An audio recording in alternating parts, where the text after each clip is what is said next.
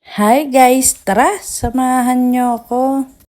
Upload ko lang pala yung ganap namin nung pauwi na nga kami from Baguio to 13. Sayang nga at dahil kung kailang pauwi na kami, isa ka naman biglang humina ang ulan. Talagang pinauuwi na kami ni Baguio. Maraming salamat sa maingat na biyahe at magandang takbo ng aming vacation dito sa Baguio.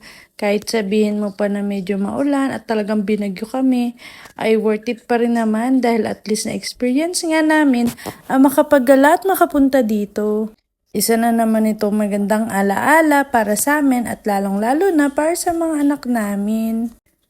Super blessed talaga dahil yung dating mga pangarap lang namin ay unti-unti na naming nagagawa ngayon.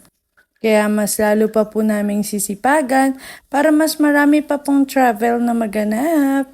At sayang nga at hindi ako nakapag-pictorial dito sa kanilang wall painting. Mahaba, makulay at napakaganda nga dito sa daan na ito. Legit nga na talagang napakasarap magbakasyon dito sa Baguio dahil napakalamig nga. Talagang natatalo lang talaga ako pag nakikita ko yung matarik na daan. Pero overall, okay naman siya. Napakaganda, malinis at talagang kahali-halina na puntahan. Hindi na ako magtataka kung bakit maraming turista dito. Kaya sa mga katulad namin na trentahin at meron na ngang mga anak, i-goal nyo rin ang makapag-travel together with your family.